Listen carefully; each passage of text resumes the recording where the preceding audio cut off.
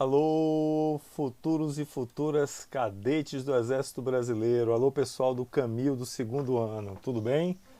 Prazer estar falando com vocês aqui virtualmente, dando sequência à nossa preparação. Estamos na nossa sétima aula, não é? Como vocês já sabem, e falo isso muitas vezes para que fique consolidado, nós não vamos trabalhar todo o conteúdo esse ano, é um processo contínuo de preparação em 2 anos. Então, as aulas desse ano com as aulas do próximo ano vão te dar a segurança de trabalhar todo o rol de conteúdos do programa da SpaceX até a prova de 2022. Acho que você ganha muito com isso, porque além de estar acompanhando os conteúdos no teu ano letivo normal, você tem um curso preparatório em médio prazo, né? São 2 anos, não é um ano só, então não está tão condensado, dá para a gente amadurecer bem os conteúdos e em alguns momentos você vai ver o mesmo conteúdo na tua aula regular e aqui, o que é excelente, ainda mais se você considerar que são professores diferentes, uma linguagem diferente, e é uma forma muito interessante de você ir paulatinamente reforçando conhecimentos. Isso vale certamente para todas as disciplinas. Eu costumo dizer o seguinte: o aluno que chega em ótimas condições para passar no concurso da SPSEX ao final do terceiro ano é aquele aluno que já tem um desempenho bom no currículo regular do colégio. Porque o esforço que ele vai ter que fazer é um esforço adicional, mas não é tão grande. O aluno que deixa de lado as disciplinas regulares do colégio e acha que focando só no preparatório vai estar bem, ele corre muito risco. Por quê? Os conteúdos são os mesmos. Os conteúdos de geografia que caem na prova e que vão decidir a prova são os conteúdos do primeiro, segundo e terceiro ano do ensino médio. Então, aqui no preparatório é um reforço, é um olhar focal, é um destaque, não é? Mas aqui vai funcionar muito melhor se você tiver um bom desempenho nas suas aulas regulares. Fica essa dica aí que me parece bem importante, beleza? Bom, isso dito, eu sigo com vocês aqui para a nossa conversa sobre cartografia. Esse assunto cai sempre, sempre mesmo, todos os anos, das 12 questões, uma ou duas questões envolvem localização geográfica, cartografia, leitura de mapas, fusos horários, que nós estudamos agora há pouco, projeções, escalas, esse rol de assuntos que envolve localização, movimentos da Terra, projeções, cartografia de uma forma geral, não é? Nós fechamos o primeiro grupo, a sequência didática 1, que foi anterior, com a avaliação 2, que vocês fizeram recentemente, né, envolvendo movimentos da Terra, fusos horários e orientação geográfica. E agora, a partir de hoje, fizemos a retap na aula passada, e a partir de hoje, essa aula 7 e as próximas duas aulas, nós vamos tratar de cartografia. Na aula de hoje, o uso geopolítico dos mapas, projeções geográficas e leitura de mapas. Pode ser projeções geográficas ou cartográficas, aparece das duas formas. E na aula da próxima semana vamos trabalhar com escala. Acaba sendo um bicho papão e tal, porque envolve muita matemática, mas é uma matemática relativamente simples. Então, se você entende o conceito, mesma coisa que fusos, se você entende o conceito geográfico e consegue aplicar a regra de 3 ali, você vai se resolver muito rapidamente. E a última aula nós vamos fazer um apanhado de questões da SPSEX que caíram nos últimos anos sobre esses temas e vamos trabalhar no reforço a partir das questões. Beleza? Beleza? Então aí nós vamos fechar essa sequência didática 2, cartografia, e seguimos para o desculpe, para o segundo trimestre, já com outro rol de assuntos. Sobre isso a gente conversa adiante. Por hora, 3 aulas, a de hoje, a próxima e a seguinte, sobre cartografia. A de hoje, muito mais conceitual. Na próxima semana, escala e depois exercícios. Beleza, beleza? Vamos comigo? Vai ser bem importante, tá certo? Olha só, galera. A orientação de estudos ela permanece a mesma. E vai ser essa orientação aqui para as 3 aulas. Livro texto 1, capítulo 3, com resolução dos respectivos exercícios. Também o suplemento de revisão, tema 1, bem importante, que tem uma síntese e depois tem os exercícios. E o anexo cartografia em foco. Se você consegue estudar isso daqui bem e entender tudo ao final da 3ª aula, tá lindo. Se você tiver alguma dúvida, posta no fórum que eu resolvo com vocês. Algumas dessas questões eu vou acabar utilizando na aula, eu vou trazer para a aula para nós discutirmos juntos. Beleza, beleza? Fica assim então combinado. Vamos nós. Vocês vão me permitir, eu vou colocar 4 charges aqui, né? Eu botei como chamada a impossível arte de desenhar o espaço. Por que isso? Antes de lermos as charges, por que isso? Por que é impossível a arte de desenhar o espaço? Claro que é possível. Possível desenhar o impossível é revelar o espaço tal como ele é. O espaço é multidimensional, tem a dinâmica, tem o movimento, não é? E qualquer tentativa de cartografar, de fazer um mapa do espaço, vai ser sempre uma seleção de elementos que eu vou colocar no papel. Como eu faço uma seleção, eu vou mostrar sempre o espaço de forma parcial. Qualquer mapa revela elementos do espaço, nunca todo. O espaço, olha para sua frente aí, tira o olho do computador, olha para sua frente, você está olhando para a parede, não resolve, né? Olha para o seu quarto, olha para a sala, olha para a paisagem. Você tem múltiplas escalas, você tem múltiplas perspectivas de olhar. Possivelmente em algum momento, se você estiver numa área em que haja outras pessoas, você tem movimento, não é? Você tem uma dinâmica, o espaço está assim agora, você pode estar olhando para sua janela, hoje pode ter uma chuva, a árvore pode cair. Ou então pode vir alguém e cortar os galhos, podar as árvores. O espaço é dinâmico, a cartografia é estática, mostra um desenho em um dado momento. Então a dificuldade é muito grande. Ainda mais se você considerar, como nós vamos ver adiante, as tentativas de cartografar uma imensa forma geóide, que é a forma da Terra, como nós já vimos. Como é que você cartografa isso? Como é que bota isso no papel, numa folha de papel? A dimensão da Terra, você bota isso no papel. Vai ser sempre uma redução, inevitavelmente. E com a redução, você perde diversos elementos da cartografia. Vamos ver 4 tirinhas, e a partir das tirinhas nós vamos fazer algumas especulações, beleza? Mafalda. Olha, esse é o mundo, tá vendo? Ela falando pro bichinho dele, né? Sabe por que esse mundo é bonito? Porque é um modelo reduzido. O original é um desastre. Desculpa estar dando risada. É que as tiras têm isso, né? Tiras, charges, eles conseguem trabalhar com situações trágicas e torná-lo engraçado.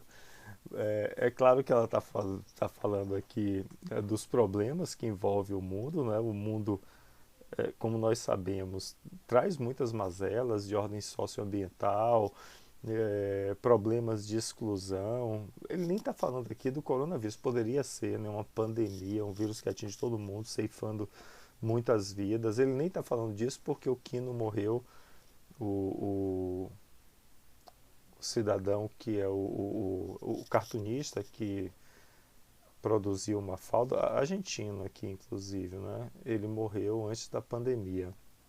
E essas tiras são mais antigas.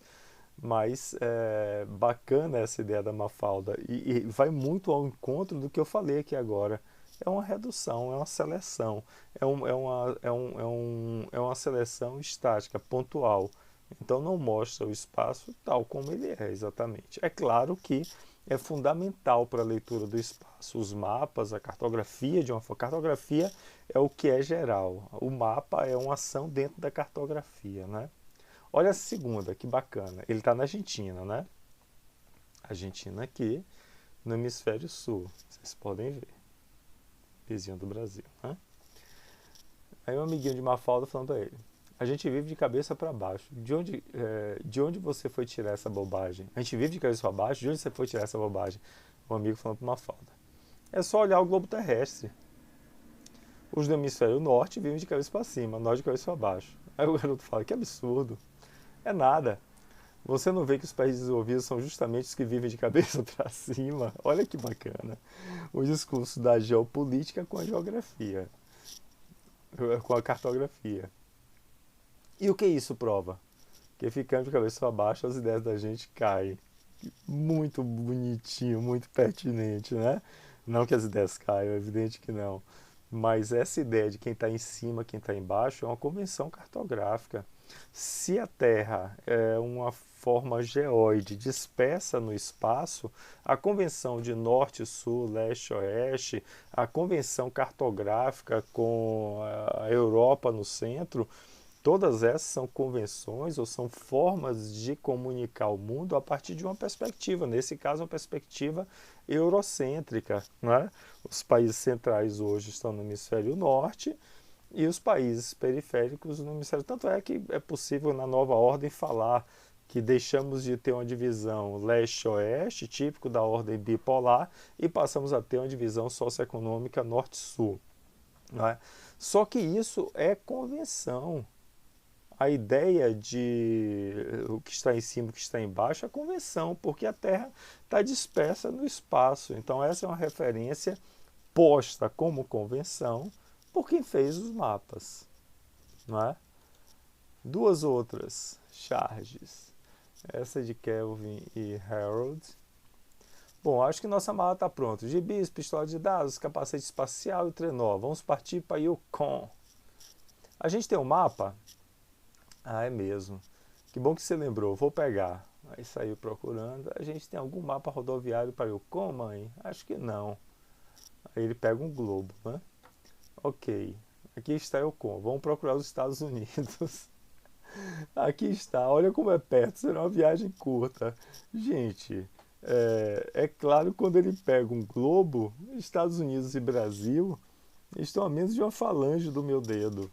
Depende da escala. A escala do real. É claro que eles aqui não se deram conta de que no globo a escala é muito pequena e você reduz excessivamente. Não é possível, por exemplo, você fazer uma estrada, uma viagem de carro com um globo, observando o globo. Isso não vai te dar. Cada escala, é uma conversa que eu já estou antecipando da próxima aula, mas cada escala vai servir para um determinado objetivo. Se eu quero fazer a planta de uma casa, eu vou falar sobre isso na próxima aula de novo. Se eu quero fazer a planta de uma casa, eu vou usar uma escala. Se eu quero fazer uma viagem de carro pelo país, pelo Brasil, vou usar outro mapa com outra escala. Se eu quero fazer uma leitura geopolítica do mundo, eu vou usar uma outra escala para mostrar os países. Beleza? Última. Referências do mapa mundi. Mais uma vez, 2003, Kino. Aí aqui está Mafalda. Olha o mapa mundi, como vocês podem ver aqui. Segundo a referência que nós conhecemos, ele está de ponta cabeça. Aí ele fala, mas Liberdade, você está pondo o mapa ao contrário. Liberdade fala, ao contrário em relação a quê? A Terra está no espaço e o espaço não tem em cima nem embaixo. Foi o que eu falei agora há pouco. Ela dana a falar, né? Esse negócio de hemisfério norte ser em cima é um truque psicológico inventado pelos que acreditam estar em cima, para nós que acreditamos estar embaixo, continuarmos acreditando que estamos embaixo. E o pior é que, se continuarmos acreditando que estamos embaixo, vamos continuar embaixo. Mas a partir de hoje, acabou-se, essa liberdade falando, né? Mafalda sai. Onde você estava, Mafalda? A mãe perguntou. Não sei, mas alguma coisa acabou de acabar. Ela teve a sacada de que toda a referência dela, de norte e sul, de países que estão em cima, países que estão embaixo, isso é uma convenção. Uma sacada que talvez alguns de vocês estejam tendo a partir dessa nossa conversa, não é? Essas 4 tiras mostram que os mapas são sempre tentativas de mostrar o espaço, mas são tentativas feitas por alguém. Então todo o mapa tem um teor de intencionalidade. Isso já caiu na tua prova, na prova da SpaceX, algumas vezes. Todo o mapa guarda alguma intencionalidade. Observem só, Isso aqui é uma cartografia, vocês concordam? Não é exatamente um mapa, mas é uma cartografia. São desenhos rupestres que mostram dinâmicas sociais. Ou seja, é você transformar o espaço em imagem. Isso aqui são da Serra da Capivara, no Piauí, entendeu? E aí você percebe estratégias de guerra. Olha o espaço desenhado. Aqui você tem o desenho de um vale, os guerreiros aqui com arcos e flechas e os outros empurrando os animais para um determinado local onde eles vão poder ser atingidos, né? Aqui você tem um desenho de uma contagem, ou talvez uma cerca, uma relação familiar aqui, né, com diferentes. Isso tudo, relações sociais, festas, isso tudo posto na parede de uma caverna, por exemplo. É uma forma de você tentar deixar para outras pessoas a leitura que você fez daquela dinâmica do espaço geográfico. É claro que com a evolução das técnicas, eu estou falando aqui de pinturas rupestres, a forma de você cartografar vai ganhando mais precisão, mais elementos técnicos, né? Hoje vocês conhecem alguns aplicativos, Google Maps, o Waze, que é a partir de imagens de satélite, de GPS, você bota um ponto, ele te diz qual é o melhor caminho para chegar lá, fugindo de engarrafamento e por aí vai. Então, houve um avanço sensacional da tecnologia humana, né? Pra você ter ideia, esse é considerado o primeiro mapa, efetivamente, mapa mais antigo do mundo. Placa de Gaçu, datado de 2500 a.C. Nós estamos em 2020 agora, né? 2500 a.C. foi feito nessa placa um desenho do espaço em escala. Aqui é uma leitura, essa imagem aqui é uma leitura dessa placa, né? Aqui você tem montanhas, o rio passando, né? A indicação do norte, leste, oeste, olha as referências. Você tem uma perspectiva escalar aqui embaixo, não é? As ocupações, as lavouras, é um mapa rústico, o mais rústico, mas um mapa, né? Esse mapa aqui é bem conhecido, uma projeção de Mercator, 1507. Quando eu fiz o meu doutorado, eu fiz em Portugal e eu tive a chance de ver o original dessa imagem lá na Biblioteca da Ajuda, em Lisboa. Um dos originais, ele fez vários, né? Que mostra essa projeção bem conhecida, que já apresenta para nós a ideia do mundo central. Olha como está centralizado na Europa. A América ainda desconhecida, disforme aqui ao lado, não é?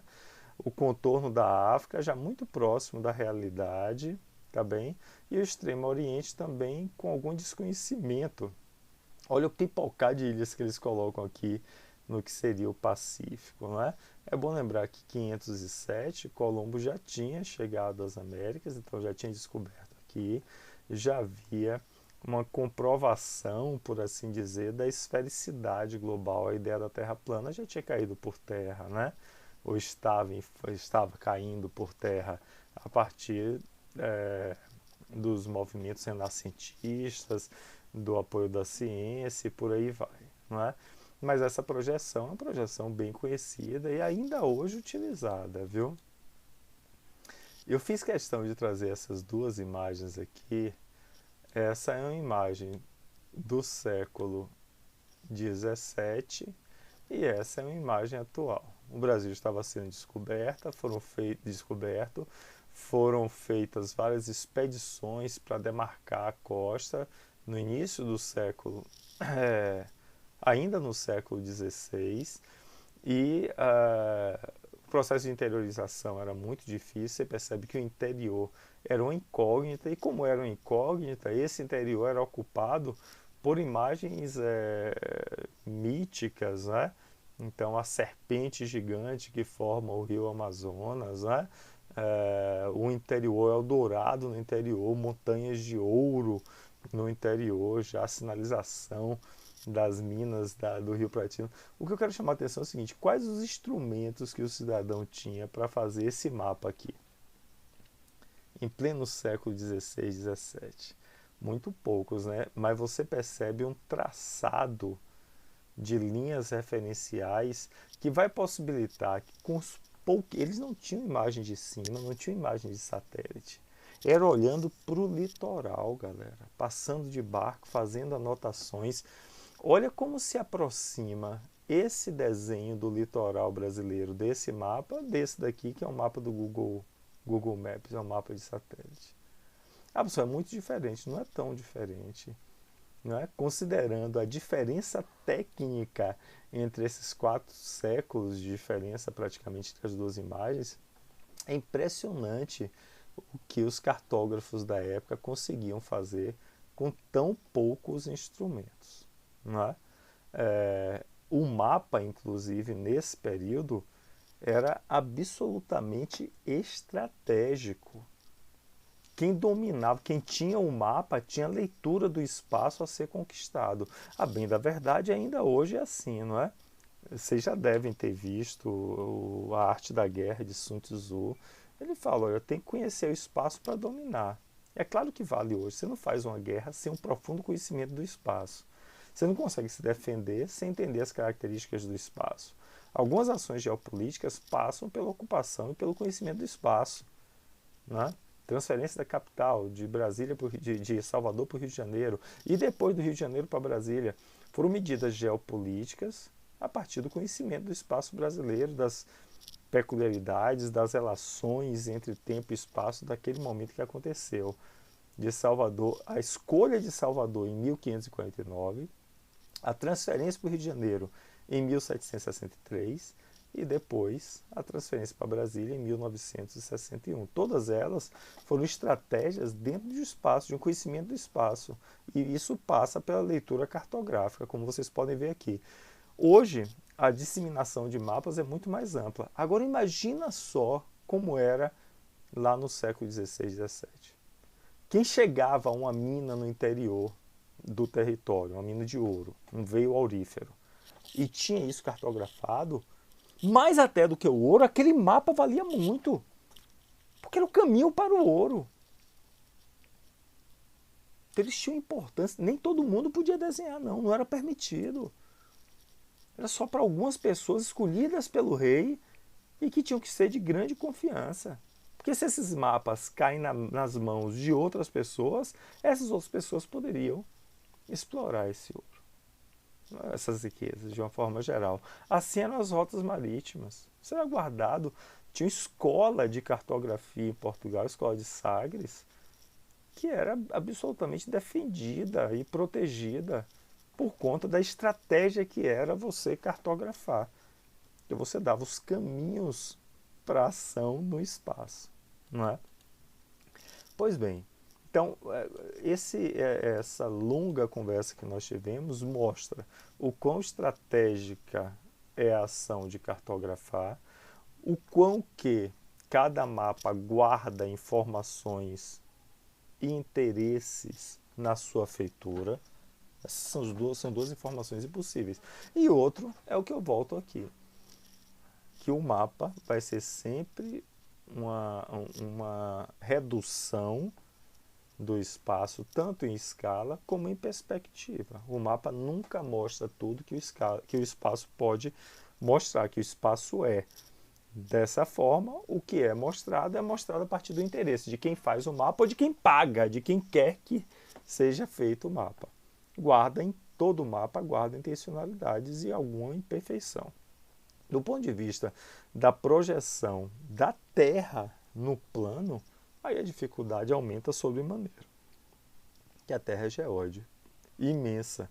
Como é que você transforma isso no plano? Vai ter sempre algum tipo de deformação. A projeção que menos deforma é o globo, porque se aproxima da forma da Terra.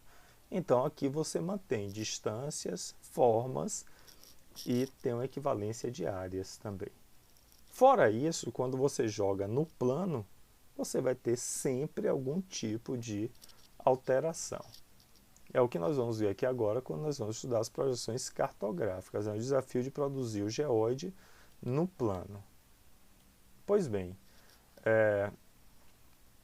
são 4 as estratégias, as formas de você criar projeções, de você projetar o geoide no plano. Você tem a projeção cilíndrica, quando você envolve a Terra com o cilindro, como essa daqui. Essa daqui é de Mercator, não é? A projeção cilíndrica envolve a Terra no cilindro e abre esse cilindro.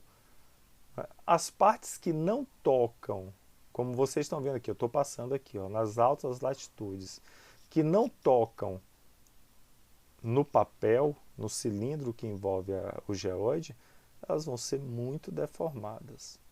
Toda vez que você fizer uma projeção, a parte que menos é deformada é a parte do papel que toca o globo. Nesse caso aqui dessa projeção cilíndrica, são as baixas latitudes próximos ao Equador, aqui é onde você tem menor deformação.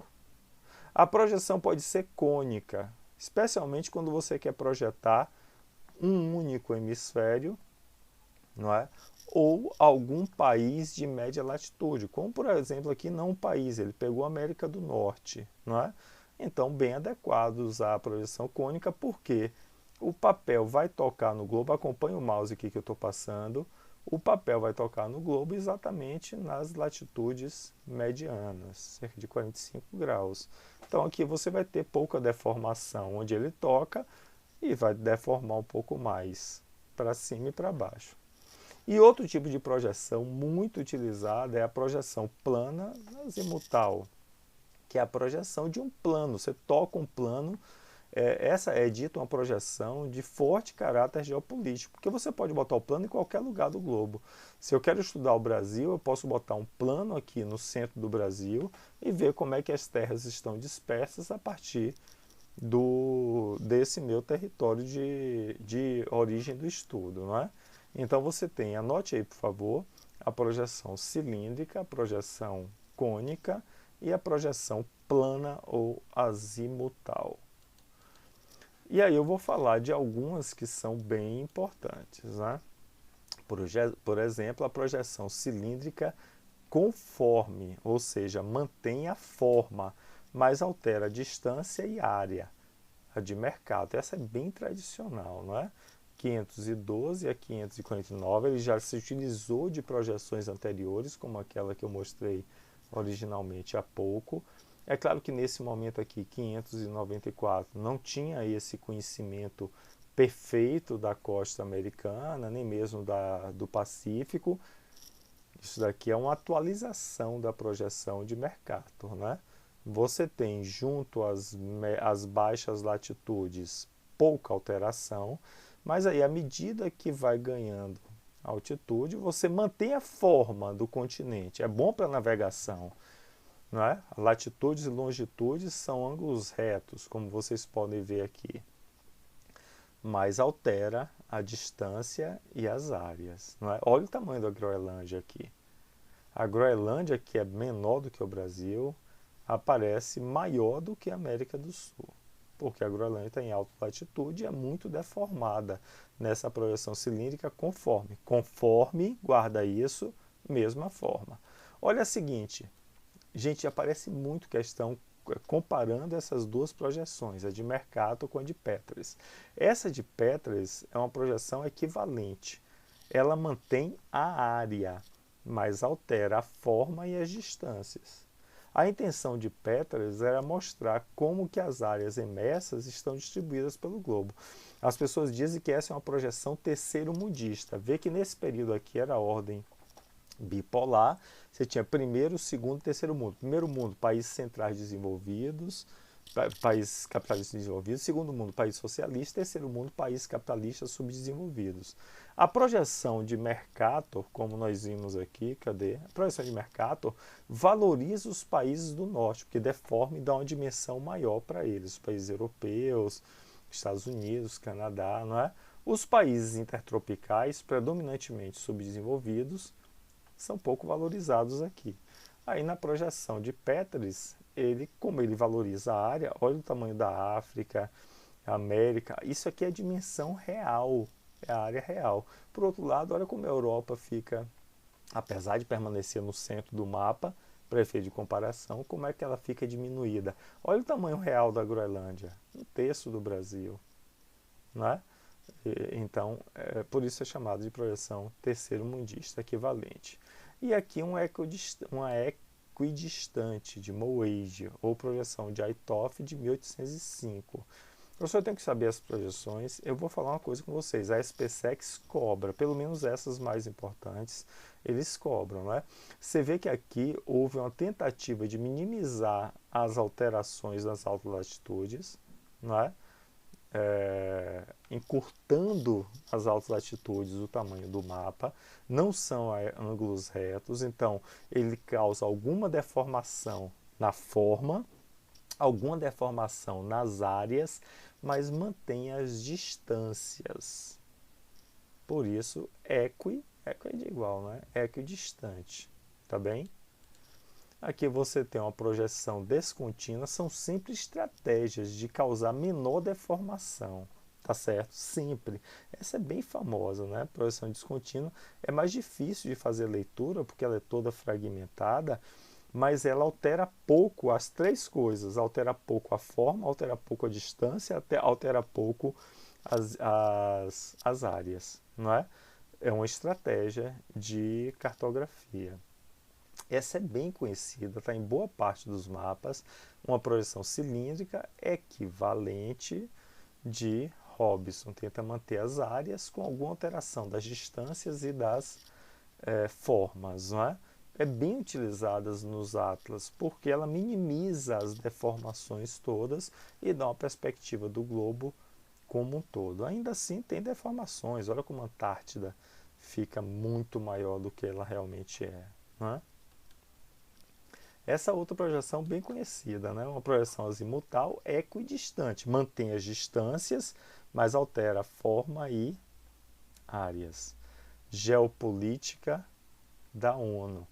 A projeção centrada é um plano que se centra no Ártico, não é? Então tem a ideia de que o Ártico não pertence a ninguém, Nações Unidas, e distribui as terras do globo. Só que distribui a partir do norte.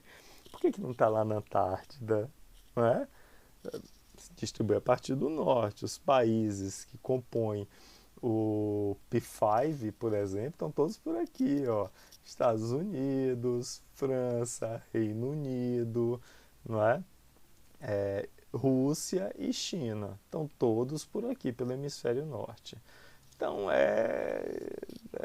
tem a ideia de ser, de não ter valorização de ninguém porque está no hemisfério norte, mas valoriza sim os países do hemisfério norte.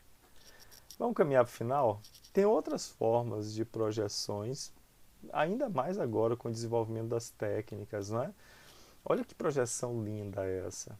Linda, linda, linda. Ela centra na Antártida, mas faz uma projeção seguindo vários critérios para mostrar a distribuição da massa líquida do planeta.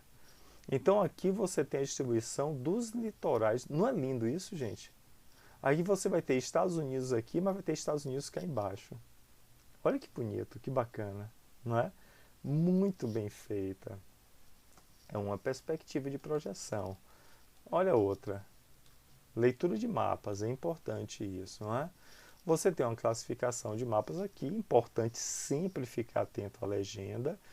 Mapa tradicional com os países coloridos de acordo com a classe de população. Então você vê os países mais populosos de cor mais escura, os países menos populosos de cor mais clara. Aí você tem a possibilidade de fazer esse mesmo mapa através de uma anamorfose. A anamorfose é a alteração total da forma a partir do dado que eu quero mostrar.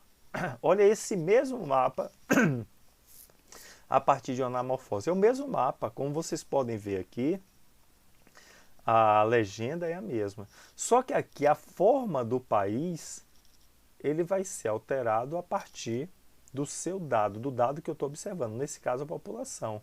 Aí China e Índia crescem muito, Japão, os países mais populosos ficam muito grandes e os países menos populosos são encolhidos. ficam diminuídos. Não é? É claro que fica um mapa super feio de ver, mas é uma leitura muito interessante. Olha a Groenlândia, não é o país, né? Faz parte da Dinamarca, mas aqui ela aparece dentro de uma perspectiva de uma projeção cilíndrica, e aqui quando eu faço a anamorfose é uma área de escuridão. Olha o Canadá, praticamente some, porque tem uma pequena população. Isso é uma anamorfose. Galera, eu tenho que caminhar para o final da aula. Aqui é uma projeção geopolítica, né? Então você tem aqui a projeção de Robson, que eu já falei. O Brasil aparece, eu posso fazer uma leitura a partir do Brasil, mas eu posso fazer uma leitura também centrando o plano no Brasil. Uma projeção plana, equidistante, a partir do Brasil, não é? Para ver quais são as terras que estão no entorno. E aí vem aquela conversa da Mafalda. Isso daqui é de um artista plástico uruguaio, que mostra o meu norte está no sul, não é? Que mostra essa América do Sul ao inverso, e esse X aqui é onde está o Uruguai. Um mapa do Brasil, com o desenho geopolítico do Brasil, distribuição do nosso território, território líquido inclusive, tá certo? E por fim, para finalizar essa nossa primeira aula, eu preciso mostrar para vocês algumas curvas de nível. O que é o mapa em curvas de nível ou curvas altimétricas? É quando você pega o relevo, eu estou vendo o relevo aqui frontalmente, e passo a ver o relevo de cima a partir da variação altimétrica. Percebam só que eu fiz aqui cotas nessa primeira imagem, cotas altimétricas a partir de 50 metros. A cada 50 metros eu vou avançando, e aqui eu tenho 0, nível do mar, 50, 100, até o topo. Essa parte aqui é a parte mais alta, essa parte é a parte mais baixa. Aqui eu posso ver que, como há um afastamento maior das curvas, eu tenho um deslocamento maior, menos íngreme, e nessa parte de cá, como eu tenho as curvas muito próximas, ou seja, eu andei 50 metros num espaço muito pequeno, eu subi 50 metros num espaço muito pequeno, quer dizer que o relevo é mais íngreme. Outra imagem, curva de nível, isso aqui é um aplicativo do Instagram, né? Uma página de Instagram, Think About Maps.